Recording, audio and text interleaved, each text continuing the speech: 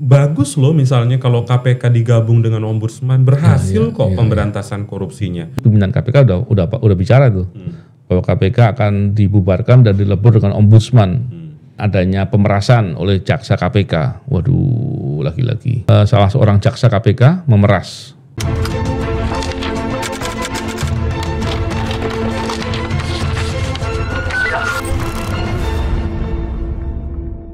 Bismillahirrahmanirrahim. Assalamualaikum warahmatullahi wabarakatuh. Salam integritas. Alhamdulillah kembali berbincang di podcast ini. Kali ini kita membicarakan terkait dengan masalah pemberantasan korupsi. Ya, lagi-lagi kita harus bicara soal KPK karena KPK-nya banyak banget masalahnya. Tapi ya kita tentunya berharap bahwa KPK tetap bisa baik, tetap bisa berantas korupsi dengan lebih baik, memperbaiki diri dan banyak lagi PR-PR yang lain. Untuk membicarakan soal KPK dan pemberantasan korupsi, kali ini berkesempatan hadir bersama kita adalah Mas Kurnia Ramadana. Apa kabar Mas Kurnia? Kabar baik, alhamdulillah Bang Novel. Mas Kurnia dari ICW ini luar biasa. Tentunya kita semua tahu lah concern Mas Kurnia terkait dengan masalah anti korupsi. Mas Kurnia, sebetulnya banyak sekali nih masalahnya dan saya juga bingung mau ngomong dari mana. Kita mulai dari hal-hal yang isu-isu yang banyak di media belakangan ini ya. Kita lihat soal dugaan adanya pemerasan oleh jaksa KPK. Waduh, lagi-lagi pemerasan pula. Dan yang kedua kita tahu bahwa ada masalah terkait dengan naikkan penyidikan tanpa nama tersangka. Ini nanti akan serius bahasanya. Dan tentunya kita tahu bahwa ada juga pembahasan soal walaupun ini rumor, tapi pimpinan KPK udah bicara tuh bahwa KPK akan dibubarkan dan dilebur dengan Ombudsman.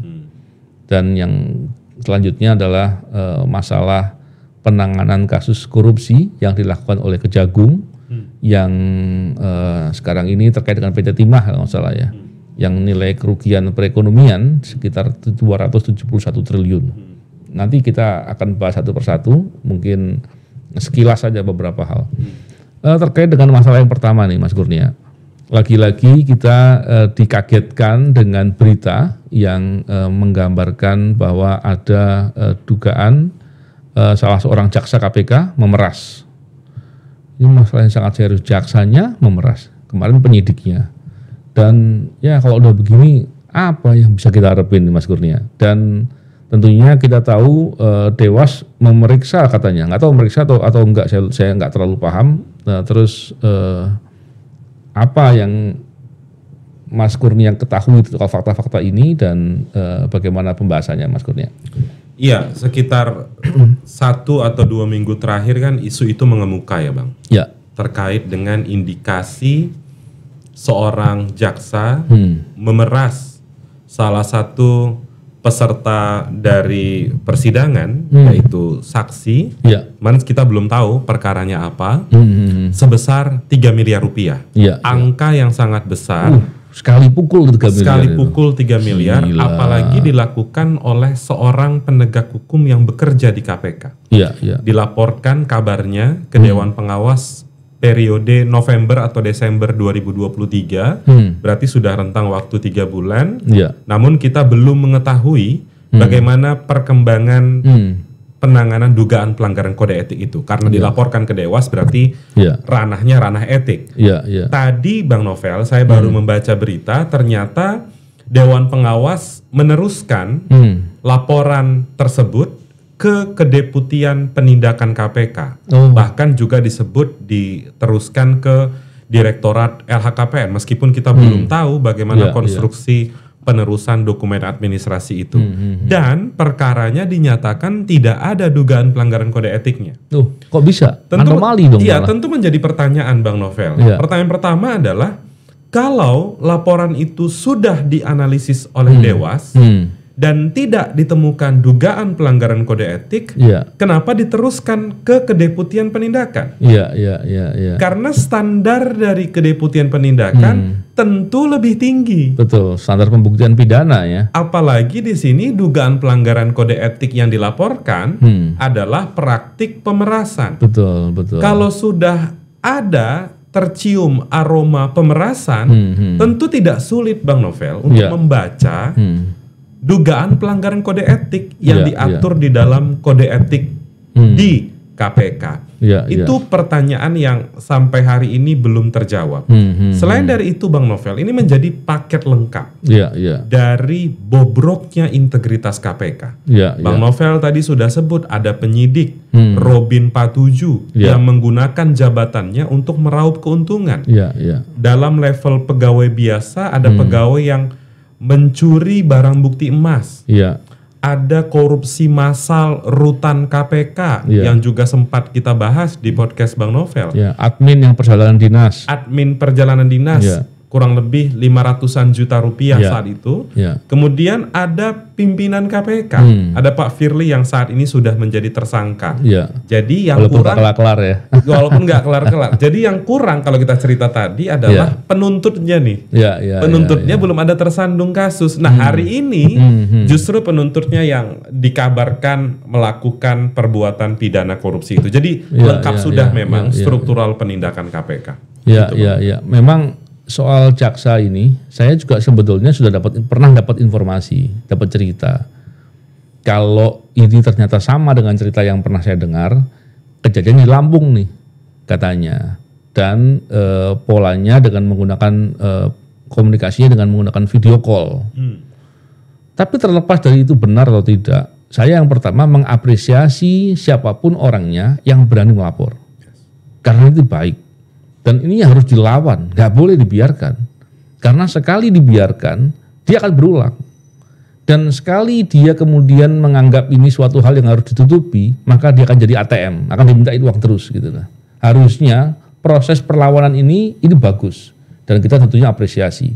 Tapi ketika Dewan Pengawas dalam hal ini kemungkinannya yang dapat laporan memproses dan kemudian mengatakan tidak ada pelanggaran etik, ini saya bingung jadinya. Karena di beberapa pengalaman saya ini Mas Kurnia, berhubungan dengan Dewan Pengawas seringkali menggunakan standar pembuktian pidana dalam memeriksa etik. Ini kan kacau jadinya. Bagaimana mungkin orang dihukum etik dengan pembuktian levelnya pidana? Saya beri contoh nih. Kita tentunya belum lupa dengan kasus terkait dengan Johannes Tanak yang diduga berkomunikasi dengan pihak atau mengadakan hubungan dengan pihak berperkara dengan cara berkomunikasi dengan alat komunikasinya. Dan kemudian dinyatakan tidak bisa terbukti atau tidak melanggar etik karena chatnya telah dihapus katanya. Saya bingung. Jadi seperti itu. Jadi lucu jadi menurut saya. Jadi saya khawatir pola pembuktiannya seperti itu. Tapi terlepas dari hal itu pun tentunya kita semua berharap KPK baik itu penindakan ataupun bagian etiknya itu harus mau menegakkan dengan seterang-terangnya dan prosesnya harus dilakukan dengan transparan agar tidak ada intervensi dan orang akan melihat prosesnya itu seperti apa. Yang gitu Mas Kurnia, harusnya begitu. Tapi tadi pagi Mas Kurnia sempat ke KPK kan? Apakah hal itu dibincangkan juga Mas Kurnia? Iya, kalau diskusi tadi pagi itu sebenarnya melihat kembali bagaimana sebenarnya kinerja KPK hari ini. Karena berkenaan dengan sebentar lagi kan ada proses seleksi pimpinan KPK, Bang Novel. Jadi pembahasan yang ICW sampaikan itu mayoritas berkaitan dengan tata kelola kelembagaan KPK yang sebenarnya selama ini banyak menurun, dugaan pelanggaran kode etik dan lain sebagainya. Cuman saya mau nyambung Bang Novel tadi sampaikan ya. Sebenarnya kalau kita bicara tentang kode etik itu kan satu kata yang sebenarnya menjadi landasan pembuktiannya. Kan soal kepantasan Bang Novel. Betul. Jadi kalau dianggap tidak pantas, nggak usah panjang-panjang bangun argumentasinya. Itu sudah masuk pada ranah pelanggaran kode etik, tinggal disesuaikan kode etik yang mana yang dianggap dilanggar oleh terlapor. ICW Bang Novel bahkan di kasus Johannes Tanak itu ICW sebagai pelapornya. Dan kami melihat memang satu, kalau teknis Bang Novel sampaikan tadi standar pembuktiannya sangat tinggi di Dewan Pengawas. Kami mau mengambil analisis kedua Bang Novel. Itu adalah kalau Bang Novel sampaikan tadi itu adalah analisis kusnuzonnya Bang Novel. Iya. Kami tidak mengambil itu, tapi analisis kami memang ya Dewan Pengawas selama ini memang melindungi pimpinan KPK. Iya. Memang saya tadi ngomong itu nggak tega. Saya wakilkan. Iya. Dan memang begini, kalau kita lihat pimpinan KPK yang bermasalah kan banyak. Sebelumnya Lili Pintauli, Firly beberapa kali, ya kan kalau tersangka. Terus Jonas Tanak juga. Kita jangan lupa ada 2 lagi, satu Alexander Marwata dan Nurul Gufron yang katanya sedang berproses itu. Dan saya belum pernah dapat cerita lagi atau mendengar cerita lagi dari media bagaimana prosesnya di Dewas soal dugaan 2 orang ini terlibat dalam konteks mengadakan hubungan dengan pihak berperkara terkait dengan kasus SYL di Kementan. Ini kan apa ya? Kalau KPK kemudian tidak mau transparan untuk hal-hal seperti ini, tidak mau tegas untuk menegakkan hukum dalam hal seperti ini menjadi jalan untuk merusak KPK sendiri. Dalam pikiran saya, kok bisa-bisanya ya orang bekerja di KPK, tapi betul-betul tidak peduli dengan masalah ini. Gimana pandangan Mas Kurnia? Itu tadi Bang Novel, kami di ICW tadi pagi itu menyampaikan yang menyebabkan pelemahan pemberantasan korupsi itu dari 3 sektor Bang Novel. Satu, sektor eksternal yang mana dibingkai dengan 2 institusi negara, yaitu pemerintah atau lembaga kepresidenan dan DPR. Kemudian yang kedua, pihak lain di luar KPK dan di luar pemerintahan dan DPR. Dulu Bang Novel, zaman periode kepemimpinan sebelumnya, pelemahan KPK tuh hanya 2 Bang Novel yang tadi saya sampaikan, pemerintahan dan DPR, kemudian pihak lain atau tersangka, terdakwa, terpidana yang melawan balik KPK. Sekarang tambah 1, yaitu internal KPK. Wah, itu yang susah itu. Ini yang susah. Jadi yang menggembosi KPK bukan pihak luar, bukan hanya pihak luar, tapi pihak dalam pun seperti itu. Tadi sudah kita bahas, ada jajaran pimpinan KPK, pegawai, penyidik, ada dugaan penuntut hari ini. Jadi kami pada posisi itu Bang Novel, sehingga kami melihat sulit diselamatkan lembaga KPK ini. Mesti perubahannya bukan hanya dari KPK itu, jadi tapi juga masuk pada pemerintah dan DPR. Bagaimana mereka mau mendukung upaya pemberantasan korupsi yang dilakukan oleh KPK? Gitu. Memang repot ya kalau belakangan ini kalau kita lihat political will baik itu dari lembaga kepresidenan maupun dari DPR paling tidak terlihat lah gitu. Barangkali ada tapi saya nggak lihat lah gitu. Kalaupun mungkin bisa dibilang kecil sekali. Apalagi kalau kita lihat di perubahan undang-undang KPK berhasil menyingkirkan orang-orang yang bekerja di KPK dengan baik dan banyak lagi yang lain yang itu justru membuat KPK mudah terintervensi atau bahkan sekarang bisa lebih jauh lagi dari sekedar diintervensi atau bahkan punya inisiasi untuk berbuat yang nggak benar. Jadi kalau melihat problem itu memang betapa mengkhawatirkan sekali masalah di KPK ini. Gimana maksudnya? Nah, tadi itu ada yang menarik Bang Novel. Saat diskusi itu kan tadi narasumbernya selain saya ada Pak Alexander Marwata, ada Bu Betty Alisyahbana. Pak Alex itu sempat mengatakan begini. Dulu kami di pimpinan KPK itu sempat ingin merotasi beberapa pegawai. Terus dia sampaikan ke Bu Betty, bukankah rotasi itu adalah hal baik kalau di sektor swasta, karena Bu Betty ekspertisnya di sektor swasta, Bang Novel bisnis dan lain-lain. Dalam bayangan saya saat Pak Alex berbicara itu, iya rotasi itu adalah upaya untuk menyegarkan birokrasi. Tapi yang dilakukan oleh KPK bukan merotasi, menyingkirkan, nyambung Bang Novel tadi, menyingkirkan pegawai. Jadi bukan hanya memindahkan struktur dari internal KPK, dan itu saya rasa merupakan bentuk pelemahan yang serius di internal KPK yang disebabkan oleh pimpinan KPK. Saya sepakat kalau rotasi itu sebetulnya positif. Tapi kalau rotasi dipakai untuk menyingkirkan itu menjadi problem. Itu karena bukan rotasi, mengeluarkan. Betul. Di dalam KPK sendiri ada rotasi. Kalau yang mengeluarkan lain lagi ya. Itu saya pernah ngalami situasi disingkirkan oleh pimpinan KPK yang bermasalah ya. Dan di internal KPK pun banyak pegawai-pegawai senior yang punya kompetensi bagus itu disingkirkan ke bagian yang bukan keahliannya. Ini yang menurut saya ini yang bahaya gitu. Seharusnya rotasi itu tentu yang pertama harus melihat kompetensinya. dan betul-betul sesuai dengan passionnya dia gitu, sehingga dia bisa bekerja dengan optimal, dengan senang, dan tentu produktivitasnya akan lebih baik. Tapi kalau ditempatkan di sekedar aja di tempat yang bukan keahliannya, kayak di parkir begitu, itu kan merusak sistem kerja gitu. Jadi orang nggak ada motivasi lagi bekerja, dan itu bahaya kan. Betul. Gitu ya. Memang kalau melihat dari persoalan sekarang ini justru banyak datangnya dari pimpinan KPK, saya melihatnya begitu. Apalagi pimpinan KPK belakangan kemarin ya, atau belakangan ini itu justru menjauhkan KPK dari masyarakat sipil, dari peran serta masyarakat lah begitu. Jadi seolah-olah KPK bisa bekerja sendiri, mana mungkin bisa melakukan itu. Nah, kalau Mas Kurnia gimana kalau melihat dari hubungan KPK dengan masyarakat sipil belakangan ini? Iya, tentu renggang ya Bang Novel. Kalau dulu kita masih ingat ketika KPK itu diserang dalam tanda kutip dengan cara apapun, dengan cara yang kasar, dengan cara yang soft melalui perubahan undang-undang sektor politik, itu masyarakat yang datang tanpa diundang KPK. Karena masyarakat sadar lembaga ini penting, lembaga ini krusial, sehingga masyarakat berbondong-bondong untuk mendukung upaya penegakan hukum yang dilakukan oleh KPK. Sekarang kan tidak seperti itu Bang Novel.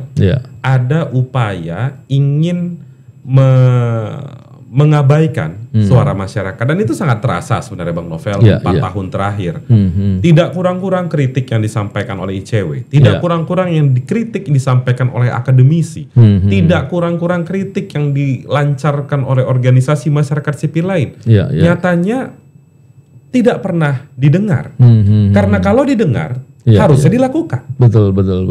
Kan kejadian hari ini bukan peristiwa baru. Ini kejadian yang sudah ICW obrolin ke Bang Novel, atau Bang Novel sampaikan ke ICW 5 tahun yang lalu. Ketika 2019 ada perubahan struktur pimpinan KPK, ada perubahan legislasi undang-undang KPK. Kan dua ini sumber masalahnya. Betul. Jadi tidak bisa juga kita, karena saat ini Bang Novel, apakah situasi pemberantasan korupsi akan berubah di era Pak Jokowi yang tinggal beberapa bulan lagi? Sudah pasti enggak. Pasti enggak. Makanya kita khawatir Bang Novel soal seleksi pimpinan KPK ini. Karena masih di era Pak Jokowi. Ngelihat kalau dia contohkan pansel seperti 4 tahun atau 5 tahun yang lalu, maka nggak akan berubah kondisi KPK.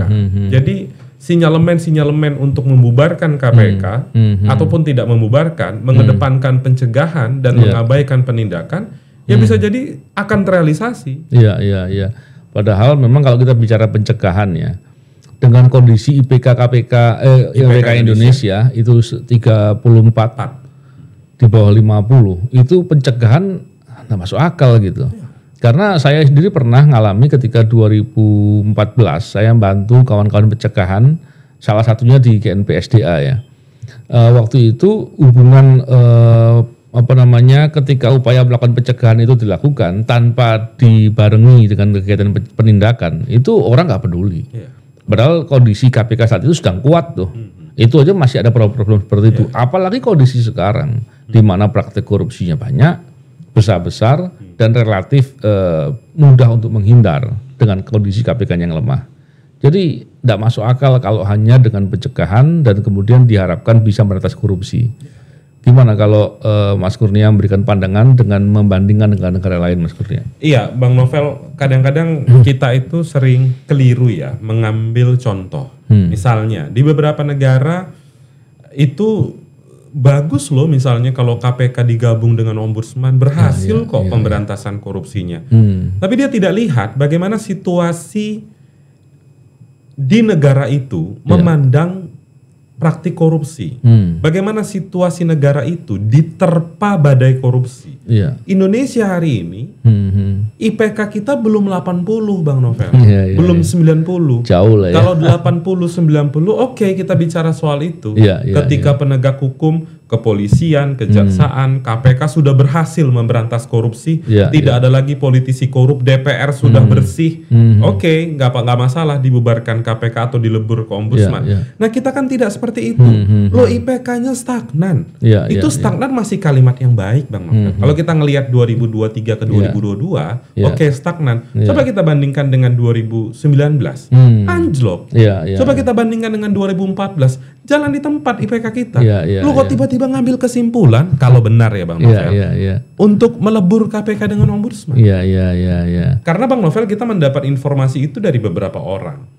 Sumber terpercaya lah ya. Bagi kami itu sumber terpercaya. Maka dari itu ketika tadi saya sampaikan di KPK, ini yang harus teman-teman jurnalis konfirmasi ke Bappenas, benar atau tidak. Kalau tidak benar ya tinggal sampaikan saja begitu. Syukur kalau itu tidak benar. Apakah KPK ini menjadi penegak hukum yang baik? Tentu tidak. Bobrok lembaga ini.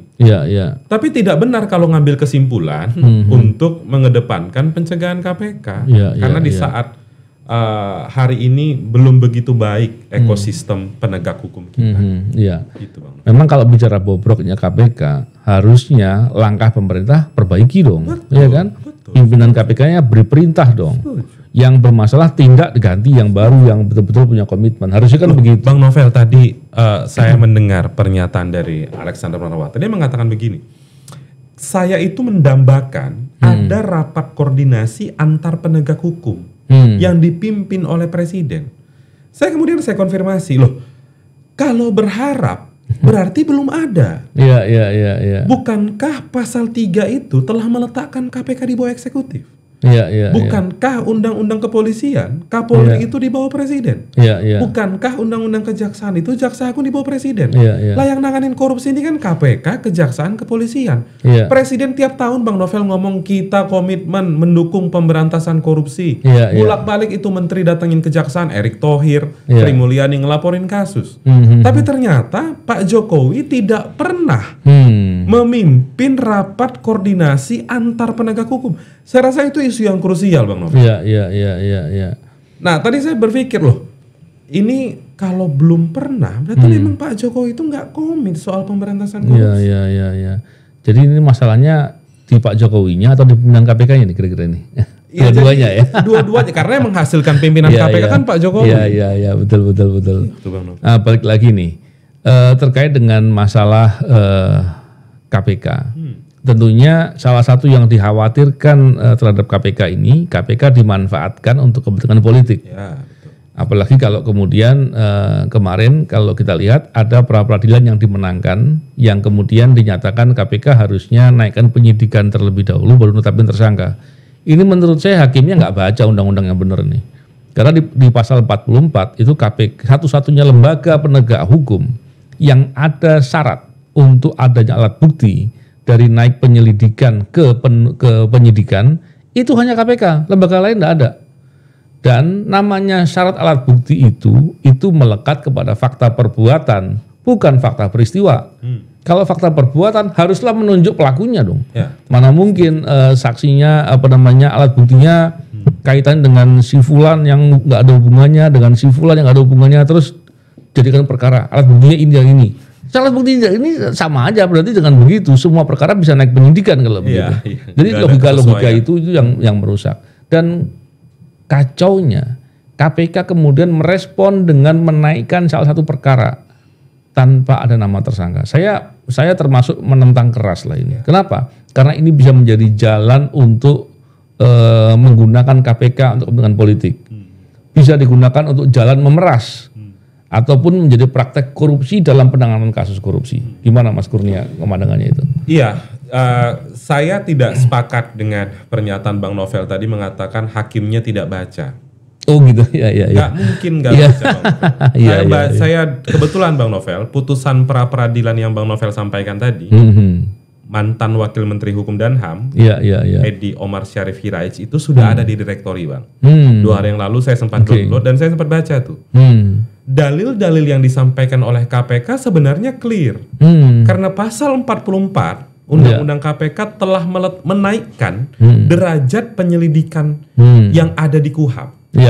Itu ada pasalnya. Bahkan KPK menyampaikan dari ratusan perkara yang dibawa atau ribuan ke persidangan menggunakan metode itu.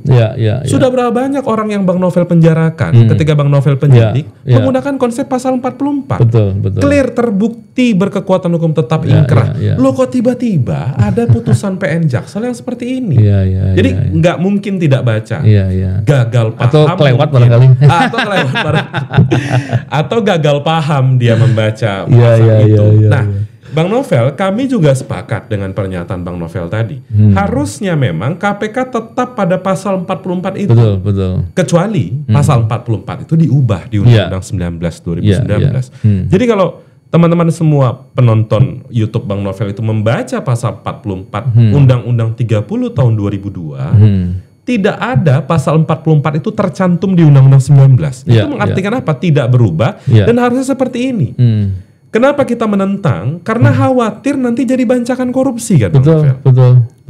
Kalau sudah disebutkan di dalam pasal 44 itu mencari bukti permulaan yang cukup, itu adalah bahasa penyidikan yang ada di KUHP. Betul. Maka dari itu selama ini ketika terbit sprindik di situ sudah ada tersangka. Nah, KPK kemarin kita kritik juga di kasus LPEI. Karena kalau ini diteruskan akan berbahaya. Harusnya KPK tetap saja strict pada standing pasal 44 dengan berbagai presiden. Kalau Bang Novel ingat, ini kan kasus yang ditangani oleh Bang Novel juga dulu. Pertama kali permasalahan ini kasus Setia Novanto dulu. Perapit pertama itu sama, hakimnya hakim tunggal Cepi Iskandar. Saya masih ingat betul namanya karena sempat dilaporkan ke Mahkamah Agung. Nah, hakim Cepi itu mengatakan harusnya terbit dulu sprindik baru menemukan tersangka. Jadi kan perdebatan saat itu kapan nih penetapan tersangka nih? Di tengah penyidikan atau di ujung penyidikan? Apa yang dilakukan oleh KPK saat itu Bang Novel? 32 hari setelah putusan pra-peradilan Novanto. Kenapa saya ingat? Karena baru saya hitung Bang Novel. Dalam konteks advokasi kasus mantan Wakil Menteri Hukum dan HAM. 32 hari sudah penetapan tersangka. Dulu ada juga Bang Novel kasus Ilham Sirajuddin, sempat bebas pra-peradilan, itu juga hitungan di bawah 1 bulan. Nah, kasus suami Wakil Menteri Hukum dan HAM ini sudah lebih dari 30 hari, bahkan sudah 60-an hari setelah putusan pra-peradilan, tapi tidak ada juga tindak lanjutnya. Nah, harusnya KPK berani saja, satu untuk menetapkan tersangka, kemudian menggunakan langgam pasal 44 itu. Betul. Justru malah begini, ketika KPK mengakomodir dari maunya hakim tadi itu, yang salah menurut saya justru KPK melanggar hukum. Karena KPK akhirnya tidak memenuhi pasal 44. Setuju. Dengan begitu, justru KPK yang melanggar hukum dan itu menjadi masalah karena lembaga seperti KPK yang harusnya betul-betul menjaga soal masalah penegakan aturan hukum. Dan ada dua kan Bang Novel, kasus konferensi pers LPEI kemarin itu kan ada dua sisi ya. Satu sisi KPK kelihatan seperti ingin melawan karena mengatakan kasus ini saya yang tangani duluan. Penyelidikan kami, sprindiknya sudah terbit, penegak hukum lain nggak boleh masuk. Itu kita apresiasi. Tapi poin yang lain tadi soal sprindik umum, sprindik khusus, ini yang belum dijelaskan oleh KPK. Jadi kalau KPK rezim sebelumnya itu kan KPK yang melawan, Bang. Melawan ketika hal-hal yang dianggap tidak tepat. Apalagi ini sudah mandat pasal 44. Jadi harusnya tetap dijalankan. Begitu Bang Novel. Dan begini, kenapa saya malah aneh ketika KPK melawan dalam konteks tanda kutip melawan, aneh menurut saya. Kenapa? KPK itu harusnya mempunyai kewenangan, karena mempunyai kewenangan supervisi, harusnya KPK yang mengkoordinir penanganan kasus korupsi. Harusnya ya. Tapi problemnya paling tidak sepanjang ini saya lihat atau belakangan ini saya lihat KPK itu justru tidak pernah melakukan supervisi perkara di Kejagung ataupun di Bareskrim yang ada di Kejati atau di Kejari dengan dibantu atau oleh dari Kejagung. Jadi KPK-nya kayak EO aja tuh. Dari Polri juga begitu. KPK nggak pernah tuh di Tipikor itu KPK mensupervisi ke sana. Yang ada KPK minta tenaga dari Bareskrim untuk mensupervisi ke Polda dan Polres. Ini kan lucu menurut saya. KPK yang punya kewenangan dan dapat perintah dari undang-undang, mandat dari undang-undang, kemudian hanya memposisikan diri atau mengecilkan diri menjadi EO aja. Ya akhirnya kondisi seperti tadi, ketika ada masalah di level atas, level pusat, KPK-nya justru malah seperti berbenturan jadinya. Jadi aneh menurut saya. Dan seharusnya itu menjadi poin untuk diperbaiki karena fungsi supervisi ini harus benar-benar kuat karena ada tujuannya yang dimaksud dalam undang-undang KPK di sana. Betul. Dan menarik sekali kalau kita lihat di beberapa kasus yang lain ini, Mas Kurnia. Kita tentunya baru mendengar yang kasus yang terkait dengan PT Timah ya, yang dimana Kejagung berani sampai menghitung kerugian perekonomian sampai nilainya sekitar 271 triliun. Dan tentunya kalau kita lihat dari permasalahan tambang nih ya, atau terutama pertambangan ya terkait dengan sumber daya alam, ini praktek korupsinya banyak sekali. Baik, kenapa praktek korupsi? Walaupun ada undang-undang khusus yang mengatur pertambangan, tapi ketika praktek kejahatan itu dilakukan dengan bersama-sama dengan pejabat yang pembuat izinan, pengawasan ataupun penegak hukum yang terlibat di situ, itu tentunya prakteknya menjadi praktek korupsi, bukan hanya masalah pertambangan. Dan kalau kita lihat dampak kerugiannya begitu besar dan luar biasa. Tentunya kita berharap pola penegakan hukum seperti ini bisa menjadi harapan baru untuk semua lembaga yang berwenang untuk menangani kasus korupsi baik dari Polri, Kejaksaan maupun dari KPK betul-betul mau untuk menangani kasus-kasus seperti ini karena kasus ini banyak sekali yang terjadi dan nilai kerugiannya sangat-sangat besar. Masyarakat betul-betul terdampak dan dirugikan dengan praktek-praktek seperti ini. Mas Kurnia gimana pandangannya soal itu? Iya, benar sekali Bang Novel. Kalau kita bicara tentang korupsi mana yang paling berdampak pada masyarakat, itu tentu adalah korupsi yang menyentuh sumber daya alam. Karena di sana tidak hanya sekedar ansih kerugian keuangan, akan tetapi ada kerugian lingkungan, ada kerugian ekologis yang diakibatkan dari praktik korupsi itu. Maka dari itu ketika teman-teman mendengar jumlah kerugian keuangan negara yang seringkali diungkap baik oleh KPK, Kejaksaan atau mungkin kepolisian itu jumlahnya fantastis. Karena sebenarnya jumlah fantastis itu telah dihitung dari kerugian ekologis. Nah, pertanyaannya sekarang Bang Novel, ketika itu sudah dihitung secara luas, ketika itu sudah ditangani oleh aparat penegak hukum, ini yang seringkali terlewat Bang Novel.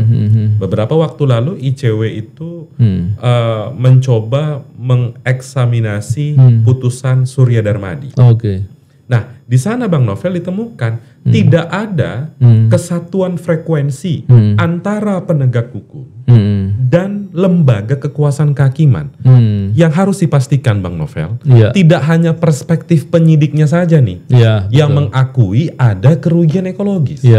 Tapi hakimnya nih harus dipastikan nih, karena di ujung kan dia yang putus. Kalau tidak punya frekuensi yang sama, maka dia akan menganggap kerugian itu sekedar berapa yang pejabat ini terima. Tapi dampak misalnya dari kerusakan tambang dan lain sebagainya itu tidak dipulihkan. Itu Bang Novel yang menjadi penting. Dan Bang Novel saya rasa ingat kasus korupsi Nur Alam.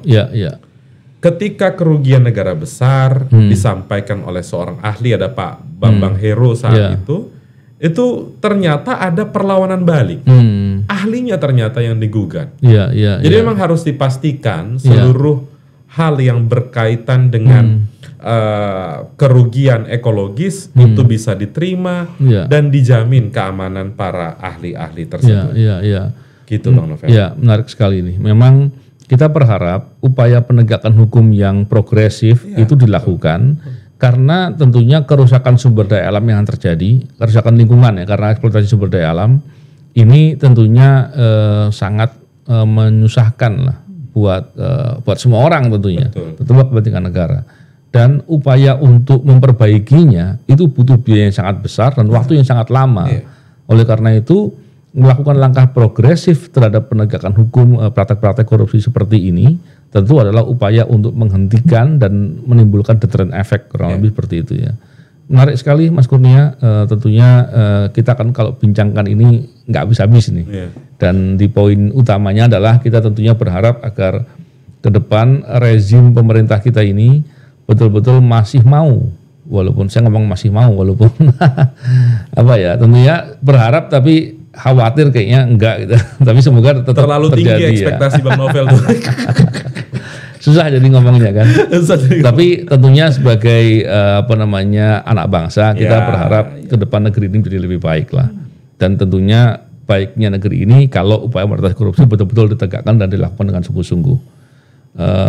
Ya terlepas dari segala yang terjadi, tentunya kita berharap KPK kembali dikuatkan, KPK dijadikan alat untuk memberantas korupsi yang benar-benar dengan tujuan untuk kepentingan negara. Terima kasih Mas Kurnia, semoga diskusi ini bermanfaat. Salam integritas, assalamualaikum warahmatullahi wabarakatuh.